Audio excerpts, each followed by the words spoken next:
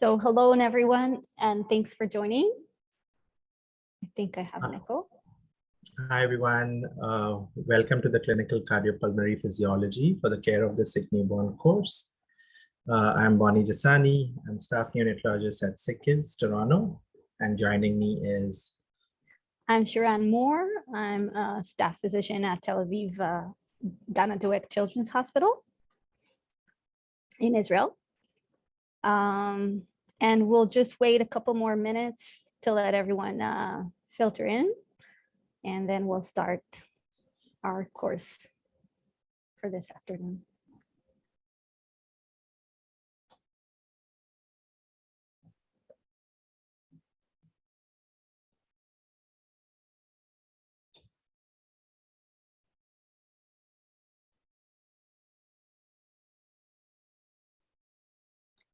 Okay, so our first speaker today needs no introduction. It's Dr. Patrick McNamara, who is a staff neonatologist, the Director Division of Neonatology, and the Vice Chair of Inpatient Acute Care at the University of Iowa Stead Family Children's Hospital. His clinical and research interests include myocardial performance in the setting of hemodynamically significant ductus arteriosus, pulmonary hypertension, and targeted neonatal echocardiography. It is a pleasure to have you here today and to be at your place, Dr. McNamara. So excited to hear you. Let's start this off. Sharon, thank you for the introduction. Nice to see you again in person, and Bonnie, great always to see you. So I've been asked to, set the stage for kind of the session, and the title of my talk hopefully sells it all. Is that hemodynamics is physiology. And I think what I hope to achieve in the next 20 minutes is just set the scene for the other talks that are going to come over the next few days, and kind of hopefully convince everyone that if we are to change the paradigm and move the field forward, that we need to kind of re-engage with physiology at the bedside. So what I'm going to focus on today is, why is physiology important in our day-to-day care? What's different about the immature cardiovascular system, and go over some of the key themes in physiology or principles that you need to be aware of. I'm hoping that many of these will also be repeated in some of the other talks from the speakers, so that this can be impregnated in your minds. So why do we need to engage with physiology? Well, it is very, very clear from the literature that a non-physiology-based approach does not appear to work. If one looks at the vast majority of day-to-day dilemmas we encounter, and we look at our approach to care, we do not seem to have made a difference in changing the paradigm. One of the biggest issues that we face, and we'll talk a little bit about this, is, what is our metrics in terms of how do we evaluate? How do we, identify the situations in which we provide a therapy? And one of the biggest challenges is the fact that from a diagnosis perspective, we oftentimes use metrics that are pretty imprecise. And of more concern is the use of treatments in a very non-judicious manner, oftentimes without benefit. And therein lies, the secret of where we need to change the field and move the paradigm. Probably my biggest concern in the year 2022 is the fairly significant lack of cardiovascular physiology teaching that currently occurs in residency programs and fellowship programs all across the world. And we have many people who graduate as neonatologists with a very, very limited approach. They don't think physiologically from a cardiovascular perspective. And then that changes the paradigm, because now you have within centers, the leaders or the experts are not thinking physiologically. The trainees will not think physiologically, and we end up superficializing the field. So in many, many places across the world today, this remains the approach to managing patients from a cardiovascular perspective. There are symptoms, there are therapies that people use for managing these symptoms, yet when we actually think of these symptoms in constellation, all of the following diseases, PDA, pulmonary hypertension, heart dysfunction, may give you these very similar symptom complexes, but for a very different reason physiologically. And if we are to positively modulate outcomes, a symptom-based approach is too superficial. So how do we move beyond the status quo? Well, I think the first thing is to recognize that we have oversimplified things. Cardiovascular physiology is complex and dynamic. And not only does it vary between patients, it varies within patients and also following treatments and so forward. Second, if we now reflect on kind of my second slide, which is, we've not made a difference in modulating outcomes, how much of this may relate to diagnostic and therapeutic imprecision. So we need to change the paradigm from providing care. Everybody provides care, but providing the best care. And to provide the best care, there needs to be enhanced diagnostic precision, recognition of the uniqueness of the physiology for individual patients, and paying attention to the detail. So this is a very simple concept, but if you look at diagnostic precision around the spectrum, if you have a disease that you understand mechanistically, and you have a treatment that works for that specific disease, the balance is going to weigh towards therapeutic efficacy as opposed to adverse effects. However, if you have a disease in which you're not so certain about diagnostic precision, and you have a therapy that doesn't always work, the balance is likely to weigh towards adverse effects. The perfect example of this situation that everyone is familiar with is the PDA situation, whereby we have a disease that we oftentimes define poorly, and we have a treatment that doesn't always work. It's not then surprising that there may be unintended effects of treatment. So changing the paradigm towards a more disease-based approach is how the field needs to evolve. So some thoughts, a blood pressure-centric approach has not been associated with enhanced outcomes. The vast majority of our trials are based on convenience or pragmatism or a real-world type of trial, rather than confirming what is actually the problem that we need to intervene with. And then finally, the variance in the adaptive responses of the neonatal myocardium and the vascular system needs to be considered. So to get to the last comment about a blood pressure-centric approach, okay, this is a study conducted by Bo Batten's group. And again, there's only one point to be made out here. Looking at a blood pressure-centric approach, infants who had treatment for blood pressure had a higher likelihood of death or abnormal outcome. How much of this relates to the underlying disease? How much of this relates to the inaccurate approach to therapy? We have no idea, but certainly there's work to be done. This work from Frank Van Bell's group emphasizes that looking at outcomes just based on arbitrary blood pressure thresholds is a simplification. In this group here, what they found was that blood pressure was not predictive of abnormal outcome, but the presence of an abnormal cerebral nears was associated with an impairment in neurodevelopmental outcome, suggesting that if we are to look at the relationship of cardiovascular metrics to long-term outcomes, we need to think of it in a much more comprehensive manner. So if we start to think about what modulates cerebral perfusion, there are many possibilities, ranging in variance in blood pressure, variance in cardiac output, and variance in vascular resistance. And then we have autoregulation.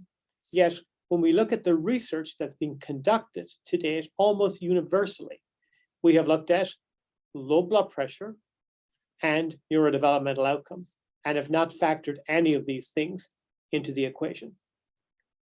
Blood pressure does not predict cardiac output. You can see here, it's a nonlinear association, meaning that you can't be sure that if the blood pressure is normal, that the patient is well, and vice versa, you can't be sure when the blood pressure is low that the patient is not stable from a cardiac output perspective. This case here emphasizes nicely that point. This is a 34-week infant with HIE On day 1 had some right ventricular dysfunction that was managed with dobutamine, and that recovered over a 24-hour period. The infant developed refractory seizures, both clinical and electrographic, which were managed successfully, and the patient's seizures went away after about day 3. On day 7, the patient developed new onset hypertension with a blood pressure of 98 systolic, but remained relatively well from a respiratory perspective. This is the infant's echocardiogram performed at that stage. So although the blood pressure was not low, the left ventricle was profoundly dysfunctional. And the relationship of heart dysfunction to hypertension is a concept that we rarely pay attention to in neonatology. We oftentimes ignore high blood pressures or look for another reason, like it's a problem with the cuff, it's a problem with the patient is irritable, and so forth. This is the patient's strain analysis. You can see there's fairly significant abnormalities in LV strain. So this gets to the importance of thinking about blood pressure in a much more comprehensive manner. In the face of a low cardiac output state or low blood pressure, there will be upregulation of the renin-angiotensin system, which will lead to an increase in the production of angiotensin 1, angiotensin 2, which invariably not only leads to vasoconstriction, but salt and water retention, cardiac remodeling, and many other things. So important that when we're thinking of blood pressure, it is not just about low blood pressure. High blood pressure may be a manifestation of subclinical cardiovascular disease. How do we move beyond and think about the cardiovascular system in a much more comprehensive manner? Well, this is the Holy Grail. Adrian Bischoff will speak about this later on, so I'm not going to belabor this, but ultimately the paradigm needs to focus on optimizing tissue oxygenation and cellular metabolism. The other important concept that we need to think about and certainly move away from the paradigm that it is just about low blood pressure and low cardiac output, but also to recognize that alterations of blood flow in the opposite direction, such as high flow, may actually be harmful, either in the etiology of intraventricular hemorrhage or in some patients driving flow-driven pulmonary vascular disease or pulmonary hypertension that needs to be thought about. So it's a very complex thing in which to provide the best care. One needs to think of blood pressure and cardiac output and the impact of that in terms of organs. To understand the cardiovascular system, one first needs to understand the fetus.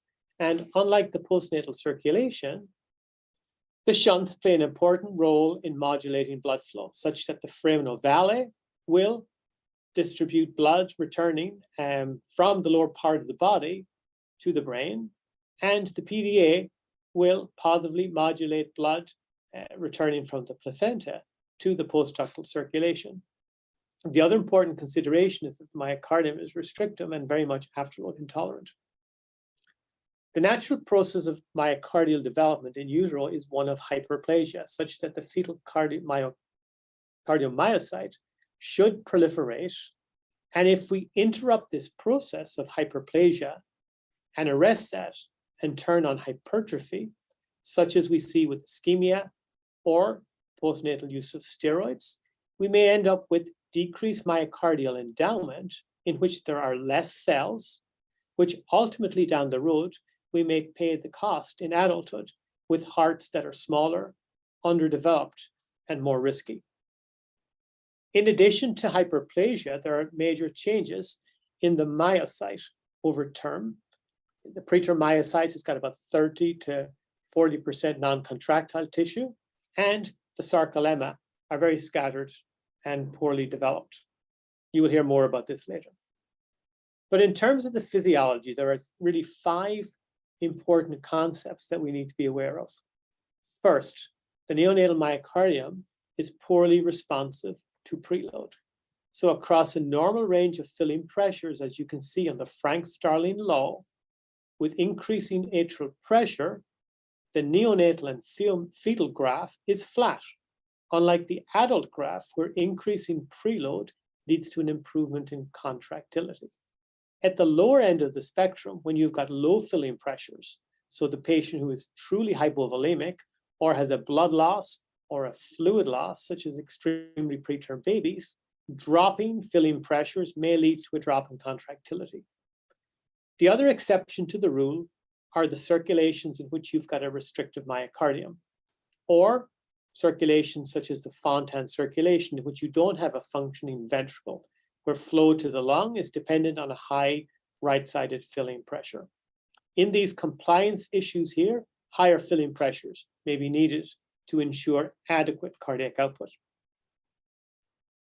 The second and more important principle is the relationship of function to afterload. And what is afterload? Well, as you can see from the picture, afterload is what you do when you go to the gym. Here you have someone who is bench pressing. It's the resistance against which the muscle has to pump against. And importantly, the neonatal myocardium, by virtue of the fact that it's got less muscle and sarcolemma that are poorly organized, is much more intolerant of afterload. So you can see that the slope of the line is much steeper for the neonate, meaning as afterload increases on the x-axis, the decrement in contractility is much greater for the neonate compared to the older child. We don't have a lot of data comparing the left and the right ventricle, but this data here from a CAT study in the early 80s suggests that the RV on the left is even more sensitive to afterload than is the left ventricle.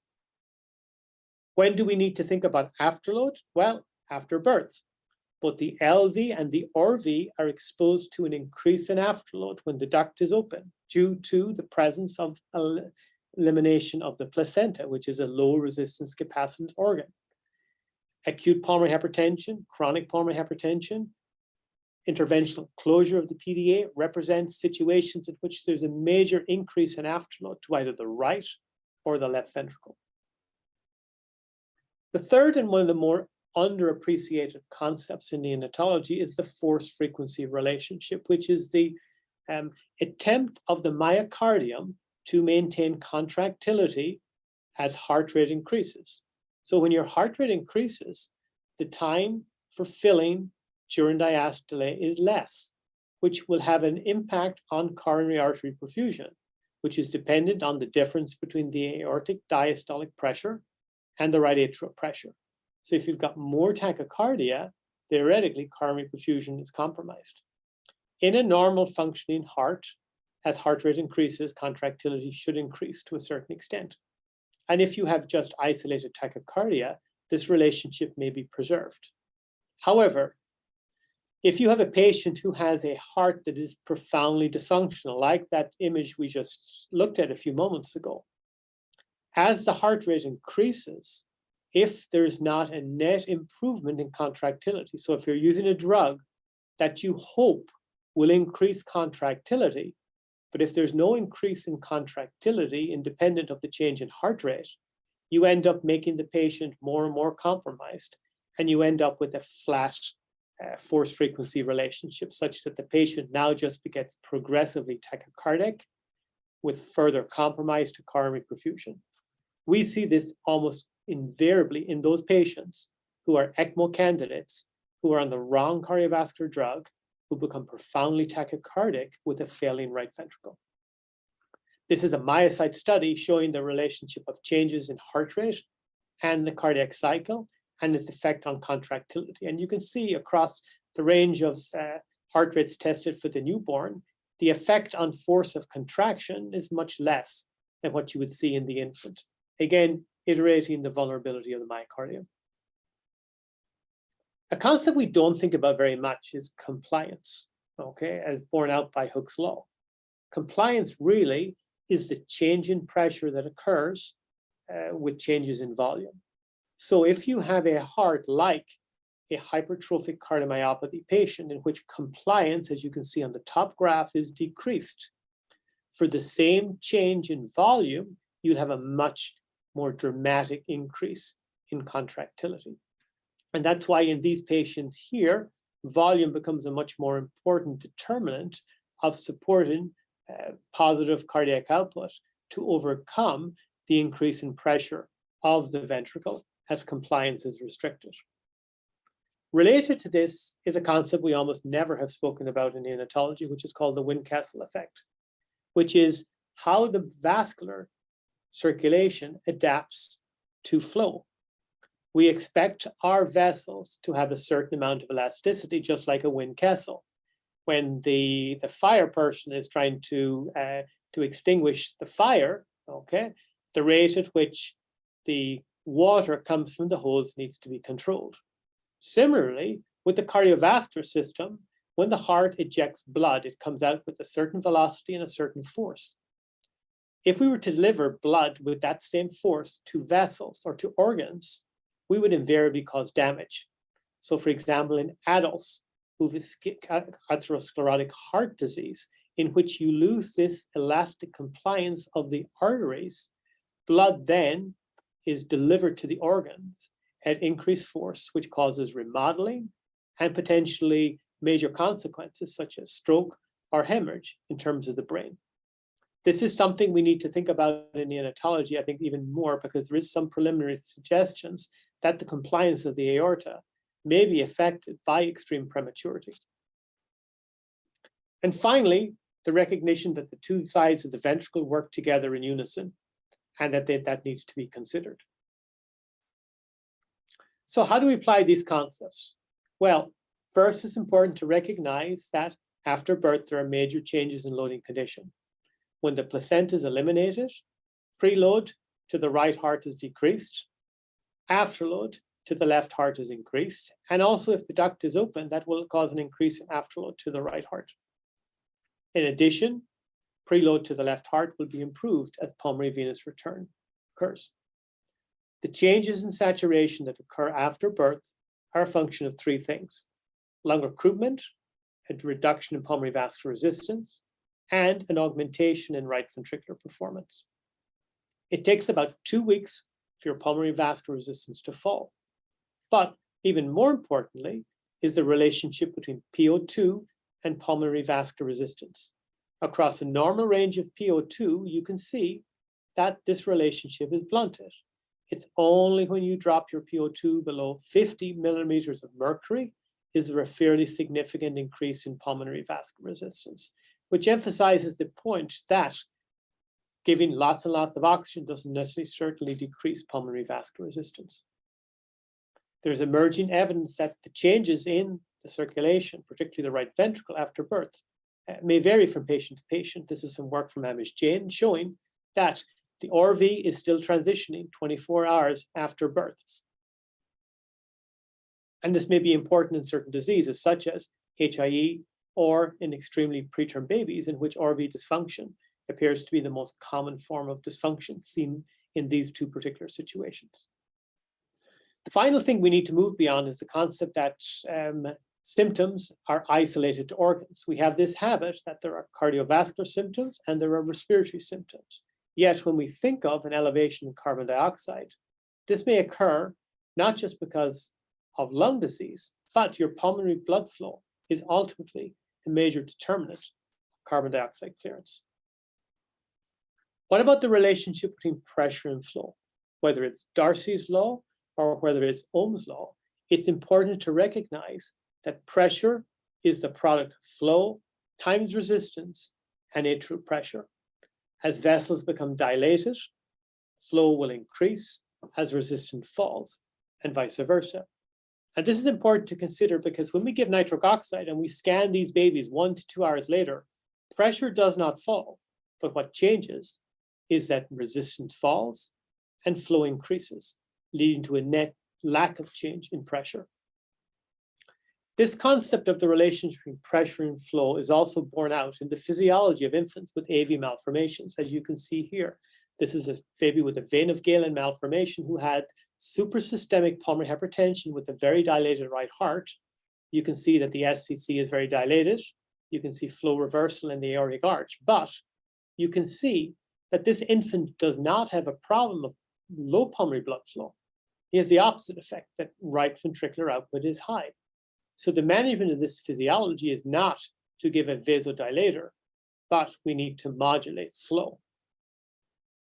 That's really important because if you actually further try to decrease PVR in the presence of an open duct, one ends up in a situation where you can then further, through left to right shunting, compromise flow to the postductal circulation. So this relationship of pressure and flow we need to rethink, because it's ultimately dependent on what drives pressure. In some patients, it's resistance, in which you may need a vasodilator. In other patients, it's high flow, in which management of flow, and this could also be PDA in some babies. And then finally, the patient population we're starting to learn more about is left heart disease and the relationship of diastolic dysfunction and systemic hypertension to pulmonary venous hypertension. And in this situation, pulmonary vasodilators will be very harmful. One needs to treat the systemic circulation. To wrap up, the final thing is, and again, we'll talk about this more on Thursday, is the physiology of flow in shunts. For this to work, we make assumptions. We make assumptions that the vessel is circular in cross-section, that the flow is laminar, non-compressible, and non-accelerating. In shunts, flow is determined by the difference between the pressure across the shunt and in the presence of PDA, the transductal pressure gradient, the diameter of the vessel, the viscosity, and the length of the vessel. And all of these things can independently modulate flow.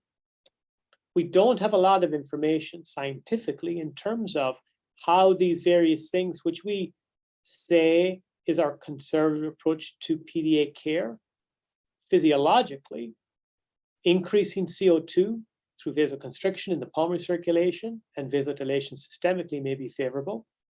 Oxygen will have the opposite effects. PEEP may also positively modulate heart function and increase pulmonary vasoconstriction, but we don't have a lot of studies conducted to prove this point. But theoretically, just like single ventricle physiology patients, they will modulate flow. So to summarize, hemodynamic care is based on enhanced diagnostic precision, and you need to know the physiology recognizes dynamic. It's important to understand these concepts, and hopefully as you encounter these diseases over the next kind of few days, some of these concepts will be reinforced. Thank you very much. Thank you so much, Dr. McNamara. I will just remind everyone that if you have any questions, please write them in the Q&A box, and we will address all of the questions in the Q&A session at the end of this afternoon. Our next speaker is Dr. Philippe Levi, who is an assistant professor of pediatrics at Harvard Medical School and staff neonatologist at Boston Children's Hospital. His research focuses on cardiac mechanics in congenital and acquired cardiopulmonary diseases, in the neonatal and pediatric population, with an overarching objective of extending the capacity for ultrasound as a tool to enhance the understanding of newborn cardiopulmonary disease and explore its contribution in quantitative cardiac phenotyping. So thank you so much, Dr. Levi, and I'm excited to hear you. Thank you. And thank you for the introduction. And it's great to be here with everybody. I'd be remiss if I didn't congratulate Amish and Laura and the entire Neonatal Hemodynamics Research Center on 5 years of putting on this conference. I'm really looking forward to meeting, hopefully in person next year in Iowa and eventually back in Toronto. So Patrick really touched upon a lot of the physiological mechanisms that it's really important to understand. I think all of us over the next 5 days will hear about the different disease states that impact the neonatal cardiovascular system. I've listed them on the screen here, but I think before we can dive deep into both acquired and congenital heart disease, it's really important to take a step back and understand what the normal neonatal myocardium looks like. And there'll be some repetitive concepts from what Patrick spoke about, and then we'll hear from Danny and end with Adrian. But for me, the next 20 minutes, we'll talk about some of the embryological developmental features and differences between the right and left side. I'll try and walk us through some of the physiological differences beyond what Patrick spoke about with the neonate, the child, and the adult, and then really help us understand and appreciate how the neonatal heart responds to physiological stress. Why does that baby in the delivery room who has poor APGARs, why do they end up going home and doing extremely well? So For me, I like to take a step back and really look at the components of the cardiovascular system. And I focus on the heart, which acts as the pump, the vasculature, which is our transport network, and finally the blood, which is the transport vehicle, bringing oxygen consumption and delivery.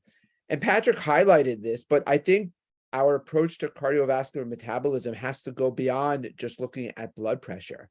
And I think about it in terms of the relationship of cardiac output or the heart, the target organ, and then the transport vehicle, the blood oxygen delivery and consumption. But as Patrick perfectly highlighted, it's not just cardiac output, it's understanding that the function of the heart is to deliver blood to both the pulmonary and the systemic circulation. But when there is an adverse problem, when you have a low blood pressure, for example, is it a component of preload, afterload, or contractility? Also taking into account morphology and the heart rate. So it's really important to understand the basic concepts of all of this before we can apply it in disease states. So for example, if you have hypoxic ischemic encephalopathy, we initially thought that it was a problem of left ventricular outflow and cerebral autoregulation, but we've learned from Reagan Geisinger's work that it's also right ventricular outflow. And when you think about pulmonary vascular disease, you're thinking about the relationship between RV performance and its target organ, the pulmonary vasculature. So keeping those in concepts in mind as we progress throughout this talk and then the next 5 days. So I'll highlight some of the neonatal myocardial mechanics. I'm going to start off with embryology, and I'm a big proponent of history, and this idea of the heart and the function of the heart. It really started back with Hippocrates, who said that blood started in the liver and went to the heart and magically turned into air, and air went to the left side of the heart and then went out to the rest of the body. We know that this is not actually true, but this way of thinking existed until Galen came along at the turn of the 2000 early 0 to 200 AD, and said there was an open-ended vascular system and there was invisible pores where blood seeped from the right side to the left side. And this way of thinking actually persisted for close to 1500 years during the Dark Ages. And if you tried to contradict this way of thinking, you're actually killed. But it wasn't until William Harvey came along and said, no, blood started from that right side, went to the lungs, received its nourishment, came back to the left side, and then went out to the systemic circulation. And it was this kind of closed vascular system. And what we know now is that lung development, with its 5 stages of progression, actually is preceded by cardiac development. And the vasculature arises from a temporal and spatially controlled process linked to both cardiac and lung development. So why do I tell you about this? Well, I think it becomes important when we're trying to understand how the heart develops. So we know, for example, that there are different heart fields. You can look at the blue and the second heart field, which develops into the right ventricle and pulmonary outflow tract. So you can imagine that in a state of pulmonary hypertension or pulmonary vascular disease, that there could be abnormalities in key regulators. We also know that with the lung development around 4 weeks and the pulmonary vascular development around 5 weeks, that when you get to somewhere around 8 weeks, that there is a multi-layered vascular connection between the heart and all of its target organs. And you can imagine that over time, that as the airway develops and goes from the bronchi to the bronchioles, all the way down to the alveoli, the vasculature is also developing and increasing in both size and number. So for example, if you were to have a perturbation or an injury at around 8 weeks, and that's where we see the CDHs, the omphalocele, you can imagine that if there's an abnormality with gut development, there's also potentially an abnormality with both airway and vascular development. And all of the diseases we see start with the embryological development. So what about morphology? It's important to talk about the layers of the heart, the location, the chamber structure, the fiber orientation. Anybody who is engrossed in advanced neonatal hemodynamics and echocardiography will understand the importance of understanding and interpreting the morphology, where the right side is not the same as the left side. And in neonate heart, for example, here shown 70% consistent with water, is not the same as an adult heart, which is only made up of 30% consistent with water, as you hear in my New York accent. So I like to bring it back to the anatomical development of that left and right side. You can see in the first trimester, the right and left side are almost the same. They're both spherical. As you enter into the second trimester and you're born and you get to 1 month of age, the right ventricle becomes crescent and flat and thin, and the left ventricle becomes round and thick, because the left ventricle has to supply blood to the systemic circulation, which has a much higher resistance than the pulmonary vasculature does after being born. And we know from echocardiographic studies, this from the group at Children's Hospital of Philadelphia, that the right ventricle is the dominant ventricle in utero, where almost 50 to 60% of the total output at 20 weeks, 30 weeks, and 38 weeks is coming from that right ventricle, but that completely switches over after birth. And what I love about this slide is when we're talking about the neonatal heart, the actual weight of a neonate heart is about 20 grams around 40 weeks, but it goes all the way down to 4 grams at about 25 weeks gestation. And I love this slide to really drive the point home. An adult female heart, and I apologize to Patrick because he's a Liverpool fan, weighs about half of a Manchester United soccer ball or football. The adult male heart weighs about 290 grams, or the weight of a proper job alcohol bottle. A term heart weighs the weight of 1 Duracell battery, 20 grams. And I'm still partial to the queen. So the premature heart weighs somewhere between that 4 and 15 grams, or the weight of 1 British pound. Now, when we think about the layers of the heart, there's an epicardial layer, there's an endocardial layer, the both outer and inner layers, but we're very focused on understanding the myocardium, where we see the muscle fibers, muscle cells, and connective tissue. And we've developed some great tools to assess myocardial performance. So when I think about location and orientation, and when I first made this slide, it was when Patrick had transitioned from Toronto to Iowa. But here he is sitting on a beach in Ireland, and you can see that there is the apex and the base that is kind of shaped like a football. But in the premature heart, or the neonate, we know that that apex is rotated. So when you are imaging the heart and you are developing techniques to view the heart, you have to understand that it's in a different location than what it would be in Patrick's very well-toned body. So this is an example of the cardiac chambers in apical 4-chamber view. And you can clearly see distinctions between the top chambers, the atrium, and the bottom chambers, the ventricles. And what we've learned over time is the left ventricle, with its inflow component and its myocardium, it's a conical shape. It almost looks like an ice cream cone that would be great to have after lunch or wherever you are in the world. And I just want to acknowledge, I see many friends who are joining us from all different parts of the world, and it's great that this forum can really bring us together. And the right ventricle has an inlet component, has an apical trabecular component, and has an outlet component. So it's a complex tripartite structure that is much harder to image and find measures in just 2-dimensional echocardiography.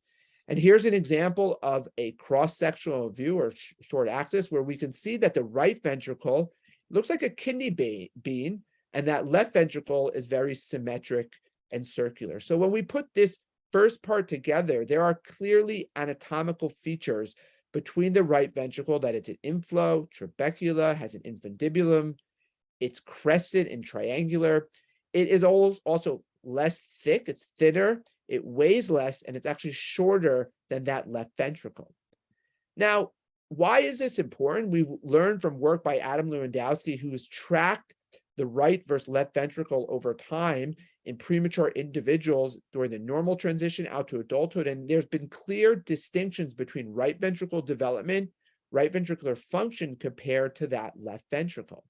So when we move on to morphology, I'm really big on understanding the fibers. And the fiber orientation is really unique in how fibers wrap around both the right and left side of the heart.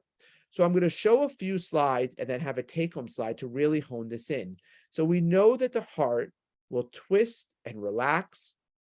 And we know that this relaxation and twisting, or this rotation and torsion, there are kind of 3 unique layers that need to be spoken about. The first one is a layer that wraps around both the right and left ventricles and the epicardial layer.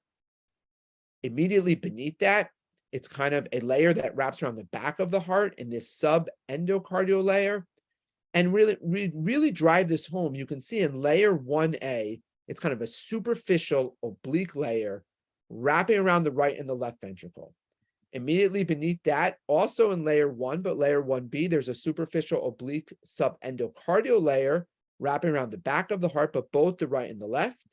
There's a shared longitudinal layer, again, around the right and the left. And finally, there's that unique circumferential layer that's only around the left side of the heart. So this is extremely unique because the right ventricle has two unique layers where 80% of the contribution to stroke volume and ejection fraction comes from that deep longitudinal layer. And the left ventricle has three layers where the deep circumferential layer provides the majority contribution to stroke volume and ejection fraction. And there is actually a shared layers between the left and the right ventricle, as Patrick alluded to. Now, when we look at myocyte architecture, it's really important to understand that, as Patrick alluded to, there are immature myocytes, there's hyperplasia. We have the growth of these and development of these cells, and then they mature, and then they become hypertrophic. But over time, there's a natural loss of cardiomyocyte endowment, and prematurity, hypoxia, genetic and epigenetic factors will actually shift this process earlier so that we go from hyperplasia, we go from all of the cells developing to all of the cells growing, but there are less of them. And when there are less cells out there, the body and the myocardium cannot handle the hemodynamic loading conditions of all the different disease states that we'll hear about over the next 5 days. Here's just one example. Here is a picture of the sarcoplasmic reticulum. The neonate has very disorganized sarcoplasmic reticulum, less mitochondria, larger nuclei, and less transverse tubules, which are really important in bringing calcium into the cell. So here's an example. We have an L-type channel that brings calcium into the cell, facilitates contractility, and all of this is done by L-type channels and T tubules. And just on this concept alone, the neonate has less L-type channels and less T tubules. So its calcium metabolism properties are really reduced. So a perfect example comes in translating the clinical experience with milrinone, where milrinone is a selective phosphodiesterase 3 inhibitor, which actually blocks it in the smooth muscle and the cardiac muscle cell, where in the cardiac muscle cell, you have increased contractility, increased stroke volume. In the smooth muscle, what you have is the blocking and increased vasodilation. But in a situation where you have immature sarcoplasmic reticulum and immature calcium metabolism, we have no idea what milrinone can actually do. And work from the Iowa group, both when they were in Toronto and Iowa, when giving milrinone to to enhance the contractility in babies who were being cooled with HIE, they actually found that there was significant reduction in diastolic arterial pressures, thinking that there were some abnormalities with the ongoing sarcoplasmic reticulum, and the milrinone was actually sticking around longer. So the point that we're making is you have to be very cautious when you're choosing the drugs in the settings of both preterm and in neonates. So to put this section together, we know that the myocytes are disorganized. We know the myofibrils situate along the periphery. There's high connective tissue, there's few mitochondria, there's large nuclei, and there's abnormal calcium metabolism in the neonate that's even more pronounced in the preterm infant. What about performance? Well, I'll be able to go through this a little bit quicker because Patrick actually talked about a lot of these concepts. But for me, please understand that the morphology dictates the contractility patterns. So on the right ventricle, we know that the longitudinal fibers are pulled from that tricuspid towards the apex. There's inward movement of the free wall, and there's a natural connection between the right ventricle and the left ventricle at the apex. Now, the left ventricle has kind of three patterns. There's concentric contraction of circumferential fibers. That's the major player. There's contraction of the longitudinal fibers, and there's also rotational mechanics. So when you're developing techniques to assess the heart, you need to think about techniques that will assess longitudinal circumferential and rotational mechanics. You're not going to develop a technique to assess the circumferential fibers of the right ventricle because they don't really exist to the same extent they do at the left ventricle. Patrick spoke about this, but the contractility state in a neonate is depressed. Why? In figure A, you can really see that the collagen to protein ratio is much higher in preterm infants and term infants compared to adults, where almost 70% of the term infant myocardium is non-contractile. Patrick already showed this, but there's altered loading conditions. And I'll just highlight it, that it's the Frank-Starling curves with preload, the force frequency relationship with afterload. So as you go up on your loading conditions, both preload and afterload, we know that the contractility being depressed cannot handle those conditions the same way that a term neonate can and an adult can. The prime example that we'll learn about later on this week is with the PDA. When you have PDA closure, you know that when the PDA is hemodynamically significant, it's putting more blood in that lung, and you have a higher preload and less blood out to the body, so your afterload is decreased. When you have definitive closure of the PDA, either with a clip or now with the device or the piccolo, all the blood was going into the lungs is now not going there, so you have a drop in your preload. All the blood that was going in the lungs is not going to the lungs, it's going to the body, so the body can't handle it, and it increases its afterload. Many babies do well, but there are some babies who can't tolerate the changing in the loading conditions and have impaired contractility, a backup of blood into the left atrium, kind of that post-capillary pulmonary hypertension, and this all stems from the physiology and the normal neonatal myocardium and understanding the differences. Now with metabolism, I love this. Why does the preterm heart tolerate differences in myocardial metabolism with hypoxia and acidosis? It's because it relies on glucose more than it does on fatty acids or beta oxidation. So work from Shahab Nouri nicely showed with function on the y-axis in figure A and contractility on the x-axis, on the y-axis in figure B, that irrespective of the degree of pH over the first 3 days and actually over the first 14 days, there was no difference in function and contractility. All of us who have been in a delivery room where the baby comes out depressed, they're able to tolerate that because of the glucose and that being the primary substrate. And finally, with vascular tone, it's really important to understand that on the y-axis, you have maturation, on the x-axis, you have the trimesters and birth, and you can see that the parasympathetic system is fully formed shortly after birth, but the sympathetic innervation is incomplete. You have higher alpha than betas, and this will lead to a reduction in the net inotropic effects of the agents. So we heard about this a little bit this morning, but when you put this together and you're trying to choose the right medication in order to do vasopressors or inotropy or afterload reduction, if one of the medications that you choose is not working to the extent that you think it should be working, it's because there could be changes in that normal neonatal myocardium. And what we all advocate is that you should have cutoffs in your mind depending on the different disease states. So finally, finishing up, we know that there are differences in the cellular mechanics, metabolism, and performance. And it's really interesting that the preterm myocardium almost looks like a disease state when it looks at itself in the mirror, but it's not actually a disease state. So I think it's really important for us to understand that the primary role of the cardiovascular system is to achieve cellular metabolism. This is a highly coordinated process through programmed structural, functional, and genetic mechanisms.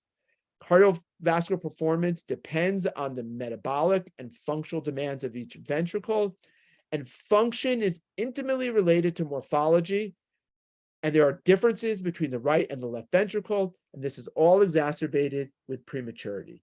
Thank you very much, and I look forward to answering questions in the Q&A period.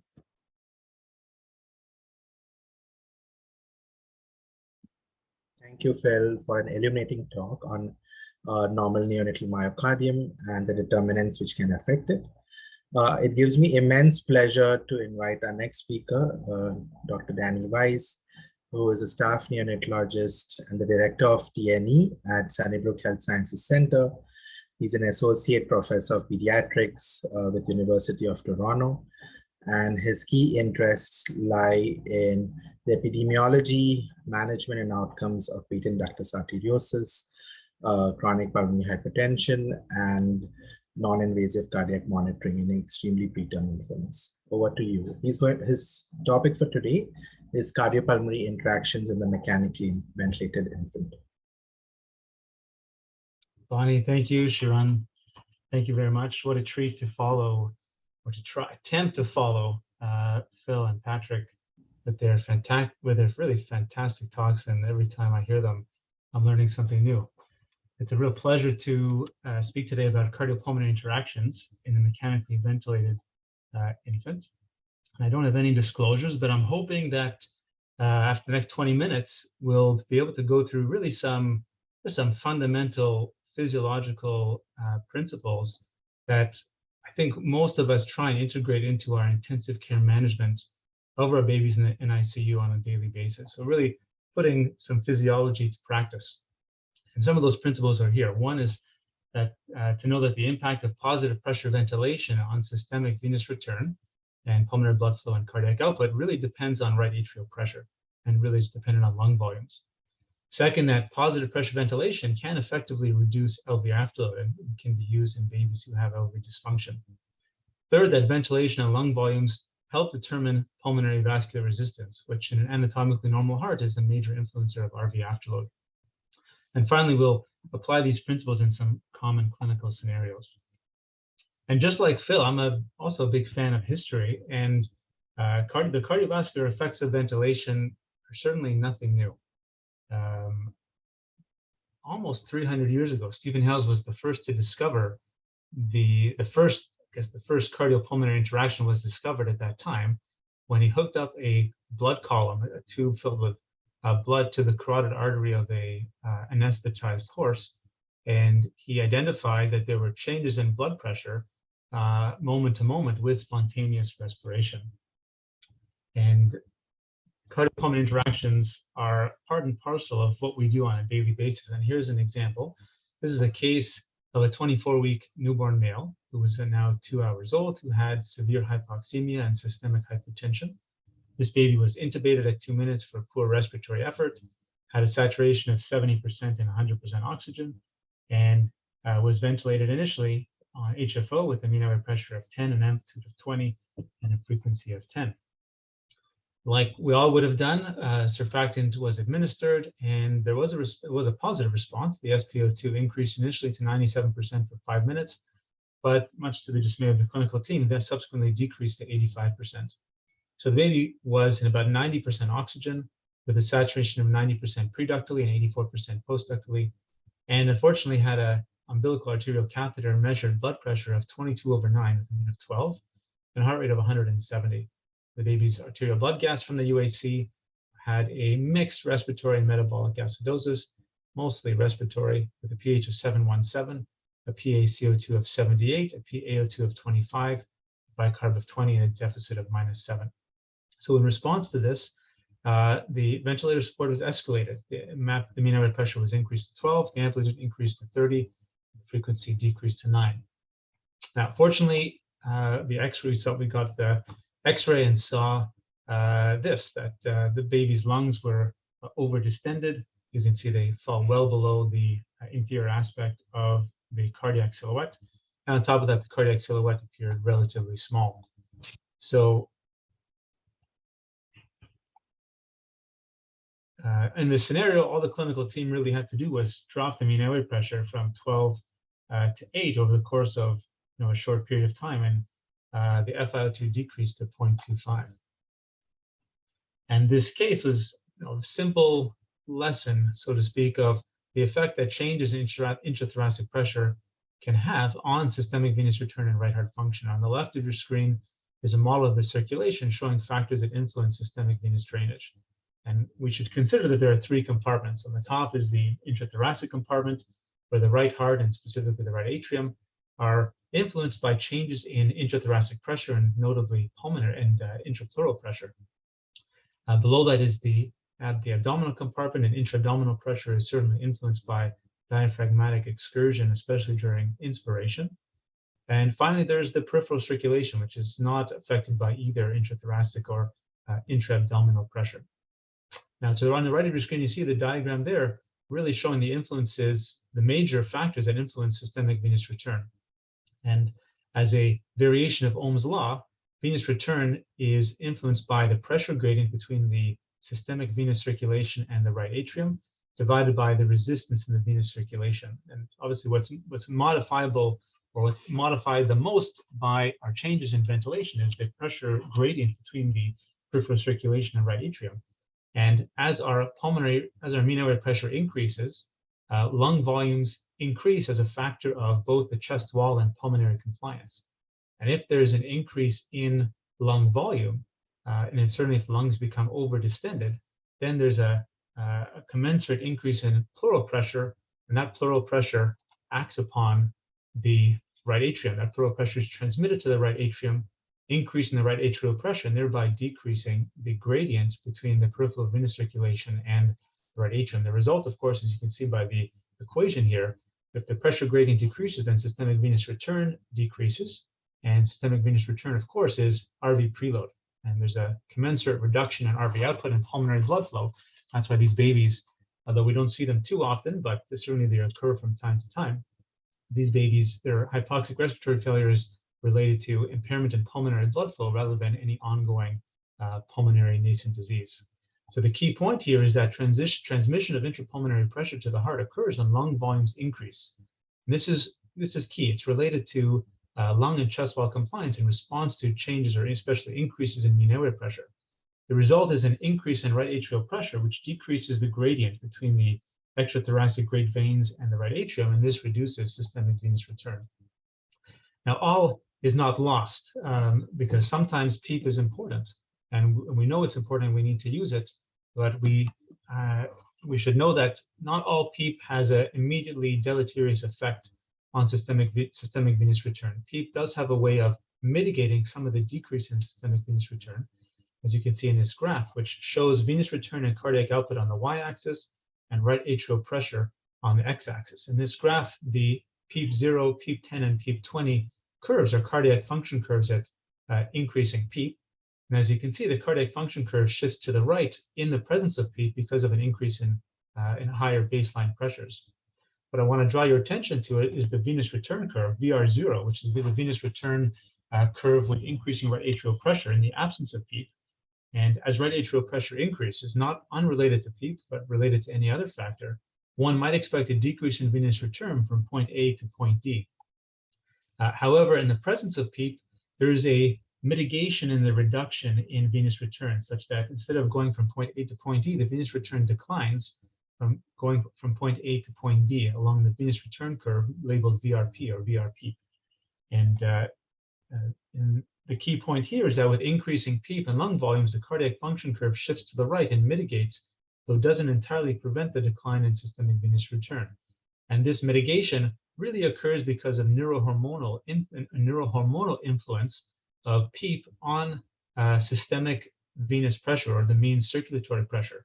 But because of increases in venous tone, although right atrial pressure may increase, peripheral venous tone also increases. So the pressure gradient between the peripheral venous circulation and the right atrium certainly doesn't decline as much as if there was simply an increase in right atrial pressure. But what about the scenario where you feel you need to increase the PEEP? And there may be babies where you have concerns about cardiac output, even though you think you've filled up the tank, filled up the vascular system sufficiently, but you feel that the baby still needs to be recruited for whatever reason. Is it safe to do so, or is there a way that we can mitigate the reduction in systemic venous return and cardiac output associated with increases in PEEP? And the answer is yes. This is data that it comes from adults who have acute respiratory distress syndrome, but it's essentially Starling curves of both the left ventricle and right ventricle. You can see the y-axis is cardiac output and the x-axis is end diastolic volume. And the story of this experiment really starts around the 0 mark here. And what happened was in these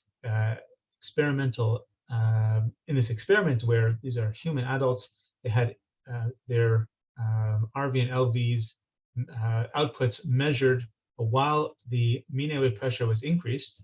And you can see they went from 0 to 5 to 10 to 20.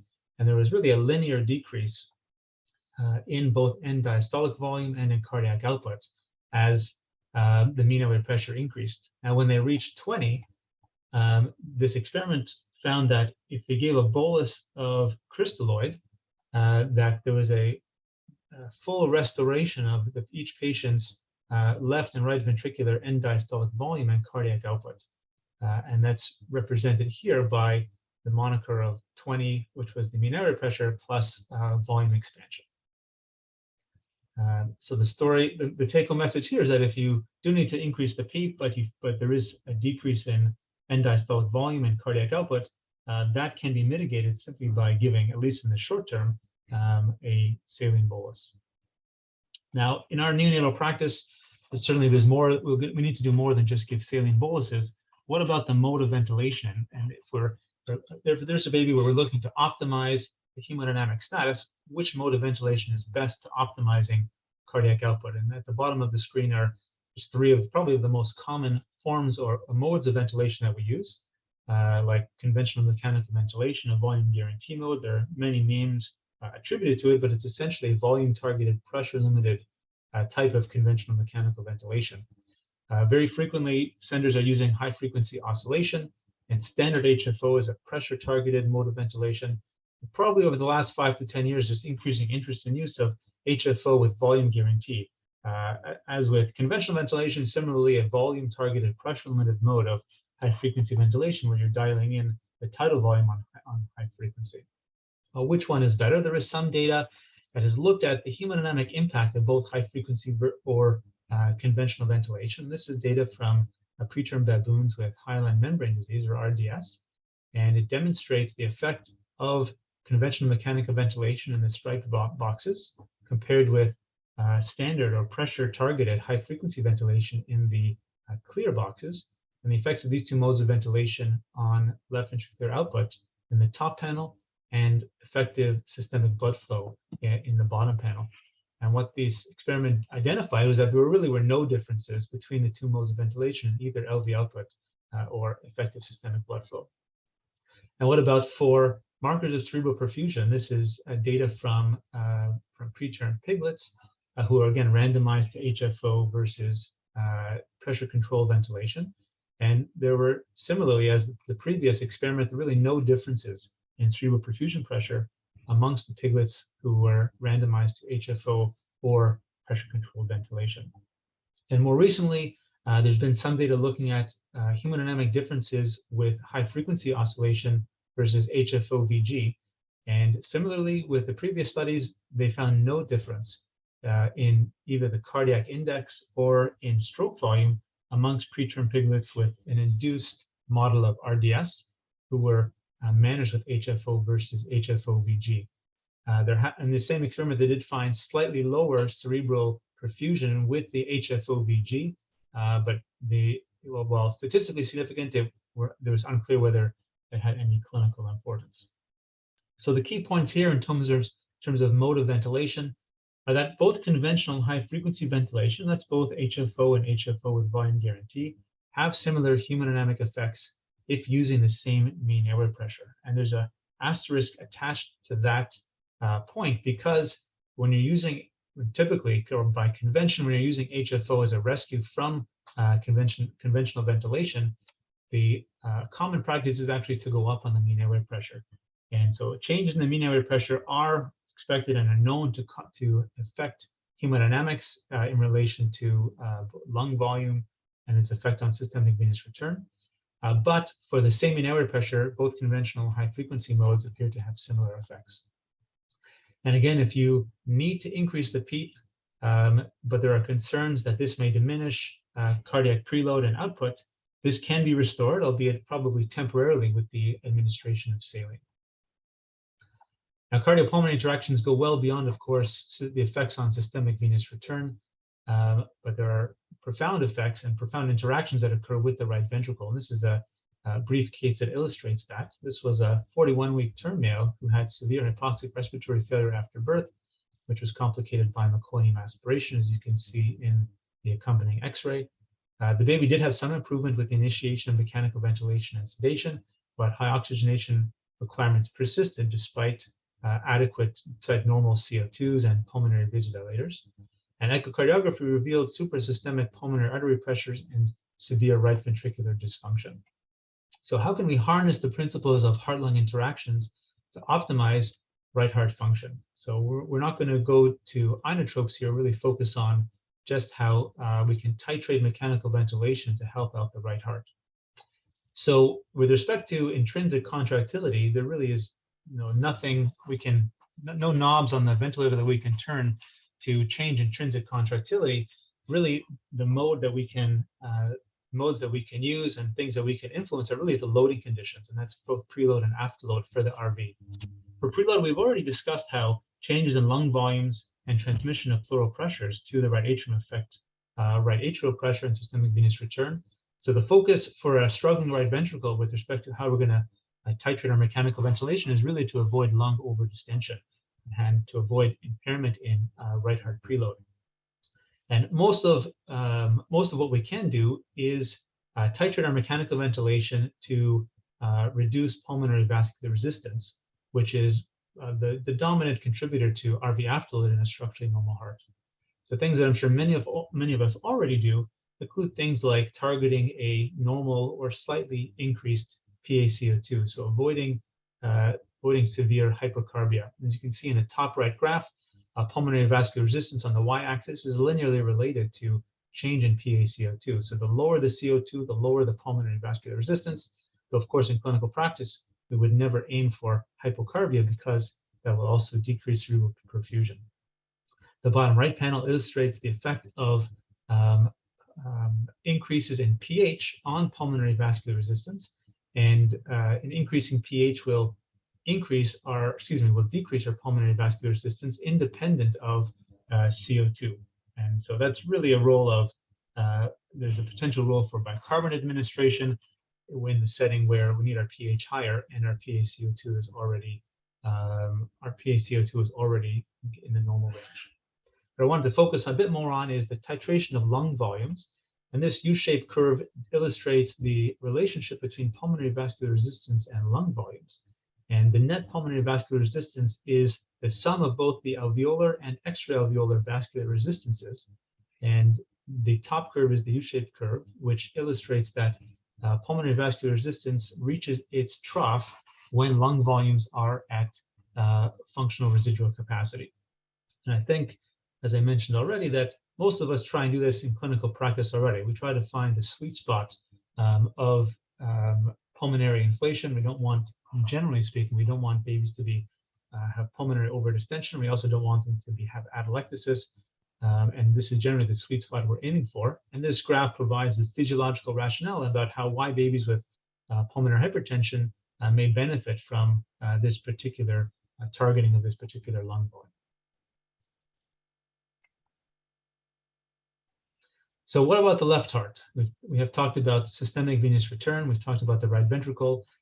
Can cardiopulmonary interactions support us for a baby that has a struggling left ventricle? And this is a case from just a few years ago. It was a 39-week term male who had severe hypoxic respiratory failure after birth, complicated by chorioamnionitis.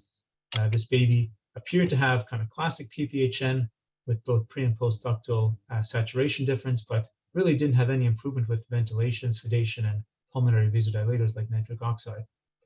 And on the echocardiography, there was severe LV dysfunction and relatively preserved RV function and suprasystemic pulmonary artery pressures.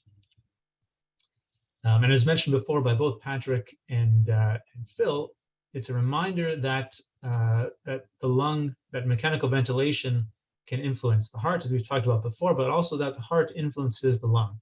There truly is a bilateral interaction here. And this is a case where, as you can see by the variation of Ohm's law here, that pulmonary artery pressure is contributed to by both pulmonary blood flow and pulmonary vascular resistance, but also by pulmonary capillary wedge pressure or increases in pulmonary venous pressure, as in this case, a baby who had left heart dysfunction.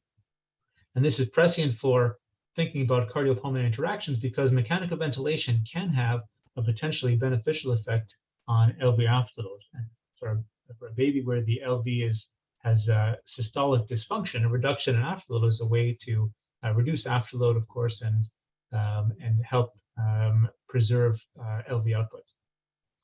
And the key point here is that positive end expiratory pressure and positive pressure ventilation in general may be helpful for LV dysfunction by reducing transmural stress. Transmural stress is essentially the pressure that has to be generated by the LV myocardium in order for the LV end diastolic pressure to meet the aortic pressure to eject blood. The principle here again is that the LV and the heart is not working in isolation, that it is adjacent to both the pericardial and pleural space, and the pressures in those adjacent spaces have the potential to influence the LV transmural stress. And this is just a very simple arithmetic exercise just to illustrate in a very simplistic way how positive pressure ventilation may help reduce LV transmural stress and LV afterload. So in this simplified example, one can take the example of a term baby who has a systolic blood pressure of 60, and that of course would be the systolic pressure in the aorta. We'll look at the case scenario for a baby who's spontaneously ventilating, so negative pressure ventilating, and those babies would be expected to have a negative pleural pressure, and just for example's sake, I set it here at -5 millimeters of mercury, and we're going to assume that the pericardial pressure is going to stay the same, around 2 millimeters of mercury. So in order for the LV to eject blood into the aorta, the LV end diastolic pressure must be greater or equal to 60. And that LV end diastolic pressure is contributed to by both the pleural pressure and the pericardial pressure, and of course by the LV transmural pressure, which is the pressure that is going to be generated by contraction of the LV myocardium. So in this particular baby, where... Sorry, Danny. Yeah, just a reminder of the time. Thank you. In this particular baby where they're negative pressure ventilating, the LV has to generate a pressure of 63. This is again the pressure the LV must generate to eject blood into the aorta. For the same baby receiving positive pressure ventilation with a positive pleural pressure, that baby's LV transmural gradient is now decreased at 50. So an illustration that the LV has to work a little bit less harder in the setting of positive pressure support. So just wrapping up, how can we optimize hemodynamics during mechanical ventilation? Number one is to minimize reductions in systemic venous return, especially at the onset of initiation of mechanical ventilation. This involves both anticipating and avoiding pulmonary overdistension and considering augmenting the gradient of systemic venous drainage through either vascular expansion, gravity, or vasopressors. Second is to titrate mechanical ventilation to modulate changes in PVR. We talked about setting identifiable targets for lung volume, PaCO2, and pH. Finally, we saw how positive pressure ventilation may be helpful for neonates with LV systolic dysfunction by decreasing afterload and also by maintaining alveolar patency in a setting of increased pulmonary venous pressure. So our final take-home points are that overdistension affects venous return. We can improve dysfunctional LV by reduction of transmural stress, and that optimizing lung volumes to functional residual capacity minimizes pulmonary vascular resistance. We saw that there doesn't seem to be any particular difference between conventional and high-frequency ventilation with respect to hemodynamic effects. And overall, well, we've talked about some of the harms of positive pressure ventilation. It's of course important to optimize it and have optimal lung volumes, which is critical to successful ventilation, oxygenation, and hemodynamic support. And I thank everyone again for your attention and looking forward to the Q&A.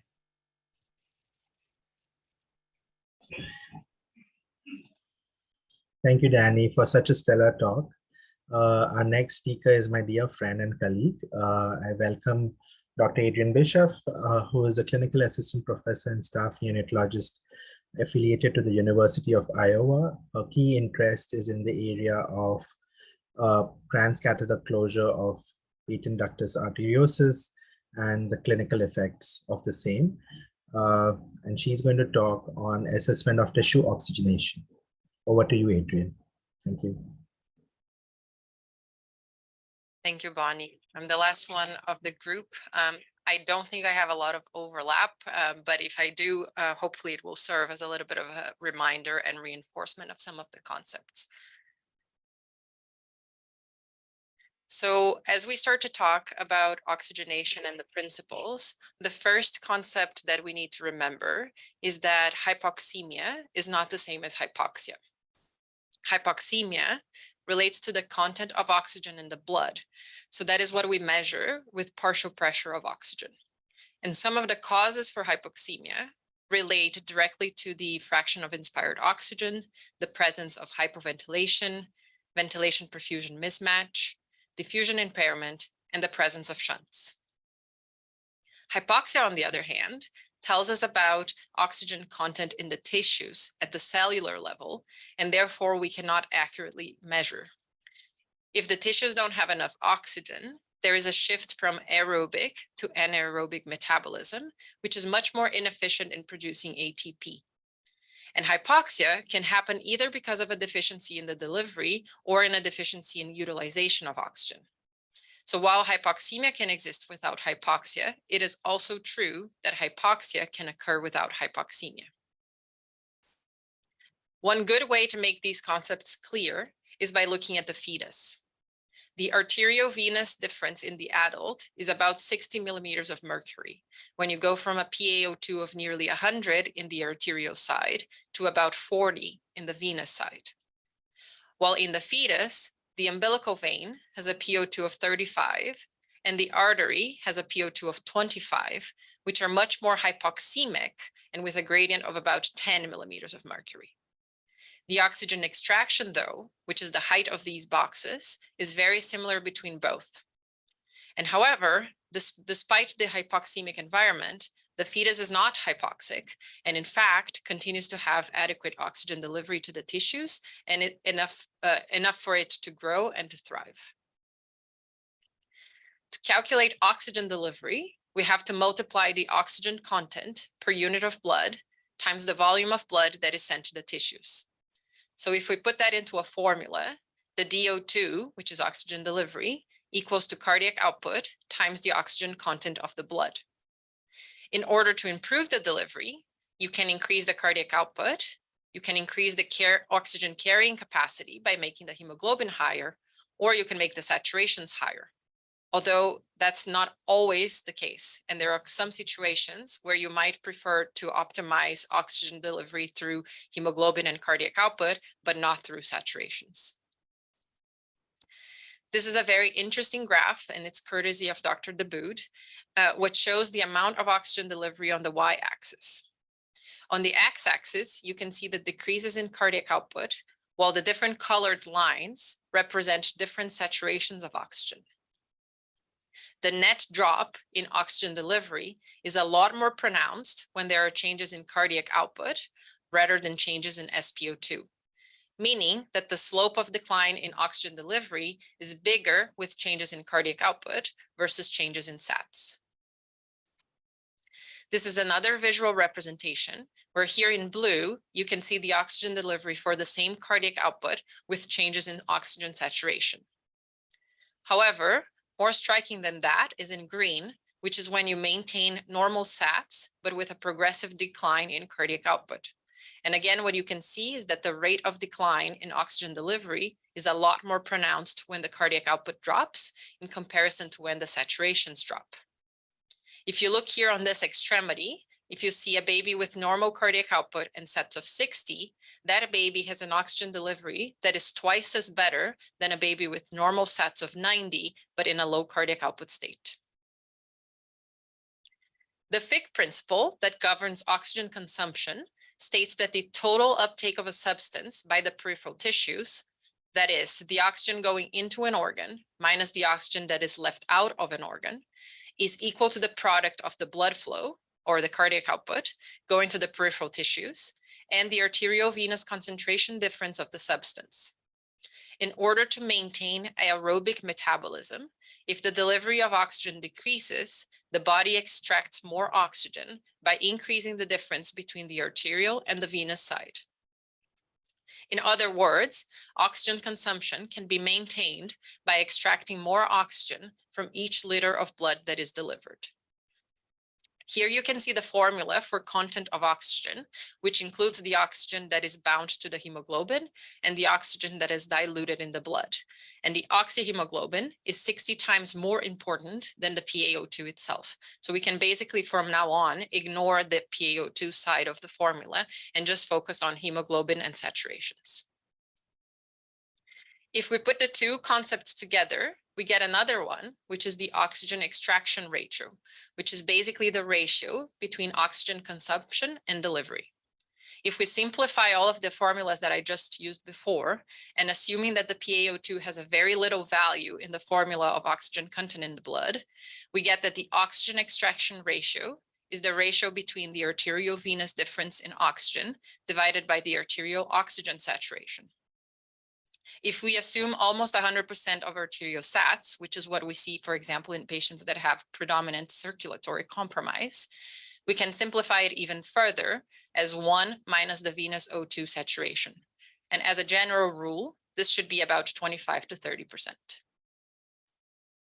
Now, looking at all of these concepts together on the same graph, you can see on the x-axis that if the oxygen delivery decreases, the oxygen extraction increases with a bigger arteriovenous difference, bigger oxygen extraction ratio, and the oxygen consumption is maintained. Once a critical point of oxygen delivery is achieved, it means that extraction has been completely maximized, and that's when you have a switch from aerobic to anaerobic metabolism. Most of what I spoke so far relates to circulatory impairment. This is a cardiopulmonary course, leading to poor tissue oxygenation. But there are actually 4 different types of hypoxia. The easiest type to think is when there's hypoxemia for whichever cause that is severe enough to lead to hypoxia, which will decrease all of the parameters, including partial pressure of oxygen, oxygen content, and saturation of oxyhemoglobin in both the arterial and the venous side. The second most common type of that we think is what is called stagnant hypoxia, or hypoxia of cardiovascular origin due to decreased perfusion, such as in heart failure, shock, or ischemia. And in this case, if it's exclusively of circulatory origin, the arterial parameters will all be normal, but the tissues will be attempting to extract more oxygen in order to compensate for the decreased delivery, and therefore the parameters will be reduced on the venous side. Anemic hypoxia also has normal saturations and PaO2 if it's in the absence of lung disease, but the total content of oxygen will be decreased on the arterial side, and all of the parameters will be decreased on the venous side due to compensatory mechanisms to increase extraction. And finally, we have histotoxic hypoxia, which happens when the tissue oxygen utilization is impaired, in which case the oxygen parameters in the arterial side will be normal, but the oxygen extraction will be low and the venous parameters will be higher than what you would expect. We don't have all of the tools to measure the little components of these formulas, but we do have an array of techniques that we can use simultaneously to not only assess hypoxia and hypoxemia, but also to try to understand which type and how to treat it. First, here's our bread and butter, which is looking holistically at the patient to assess the most visible signs and symptoms of imbalances between oxygen delivery and consumption. As heart-focused neonatologists, we think a lot about blood pressure, which is just one piece of the puzzle. But there are other potential combinations of signs and symptoms that we can use to assess overall cardiorespiratory health and that make the clinical assessment very important. And Danielle Rios will be speaking a little bit more about this in the upcoming days, but one of the areas of great interest is how do we combine some of the continuous variables that are immediately available on our monitors to try to anticipate clinical deterioration with the use of artificial intelligence. These first few tools, of course, aren't perfect, but they can certainly be adjunctive at identifying problems with tissue oxygenation. On the left side, we have a term baby that is cyanotic, hypotensive, and hypoxemic, which will lead us to a certain set of differential diagnoses and therapies to treat hypoxia. While on the right side, we have a very different scenario of a cold modeled infant that does not have hypoxemia, but is hypertensive and tachycardic. The next tool that we have available, and you will hear a lot about it during this course, is the use of echocardiography.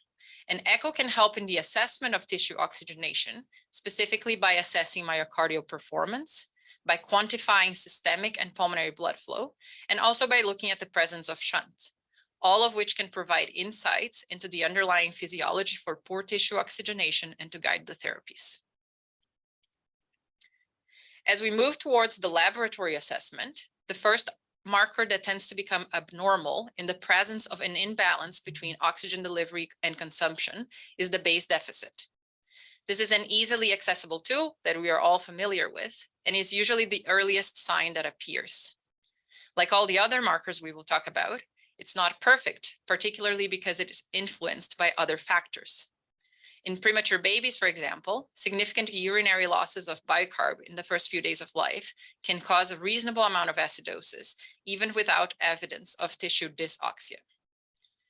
In addition, we do a lot of interventions, particularly with fluid intake in neonates, which can significantly confuse the values of base deficit. For example, the high use of acetate-containing fluids, which can mask the presence of early acidosis due to tissue dysoxia. The next tool that is available is mixed venous saturation, which is a direct measurement of oxygen extraction ratio. This is a relatively sensitive marker when we're talking about circulatory or stagnant hypoxia, and that is why it's routinely used in cardiac ICU settings. However, mixed venous requires a properly placed central catheter, which is not what the majority of neonates have available, and may not be as useful in some other types of hypoxia. In the cardiac patients, though, a change in the arteriovenous gradient of saturations may be an early indicator of a poor cardiac output state, and even before other things become abnormal. Finally, we have lactic acid, which tends to be a later marker in comparison to the other two. And lactic acid increases when there is anaerobic metabolism, but is not a direct indicator of cardiac output, and again, can also be influenced by other factors. One of the most common confounders is the presence of differential ischemia in some organs.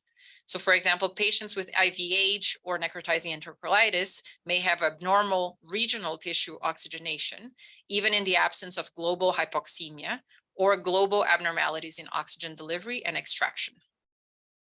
There are also some medications that we use to treat some of the conditions associated with poor tissue oxygenation, specifically epinephrine, which on its own can increase lactic acid despite improvements in oxygen delivery and cardiac output. And finally, which is also applicable for base deficit, there are many inborn errors of metabolism, which may increase lactic acid and not be directly related to tissue oxygenation. I will not spend much time talking about NIRS, since there will be a specific lecture on this topic in a couple of days. But NIRS is one more adjunctive tool that can be used to measure regional tissue oxygenation, including the brain, the kidneys, and the splanchnic circulation. And some of the limitations of NIRS include the still relative scarce lack of normative data, particularly in different populations of neonates and with different disease states. And there are also some concerns related to the interface, the size of the monitors, and the maintenance of skin integrity, particularly in the really small patients, and the fact that there are multiple manufacturers, and it's hard to standardize what's normal and in whom. I also wanted to bring a case, which was very recent here, that illustrates some of these tools together. Here we have a term infant that was admitted to the NICU because of a diagnosis of a myelomeningocele, who had been operated in the first week of life and then presented on day of life 7 with tachypnea and an overall impression of poor appearance. The initial vital signs were normal, and you can see here that the first abnormality was a new onset base deficit, which quickly progressed in the next few hours and was followed by lactic acidosis. This was a baby in the NICU with only PIVs, so we didn't have mixed venous, and we typically don't use NIRS in our institution. The baby was screened for sepsis, started on antibiotics, and placed on RAM CPAP. And over a couple more hours, you can see that he became tachycardic with normal or even high blood pressure and no hypoxemia, but had progressive worsening in lactic acidosis. At that point, an echo was performed and showed severe LV dysfunction, a low cardiac output state, and most importantly, a critical coarctation of the aorta with a closing duct. Once the baby was started on epi and prostaglandin and intubated, quickly all of the markers normalized.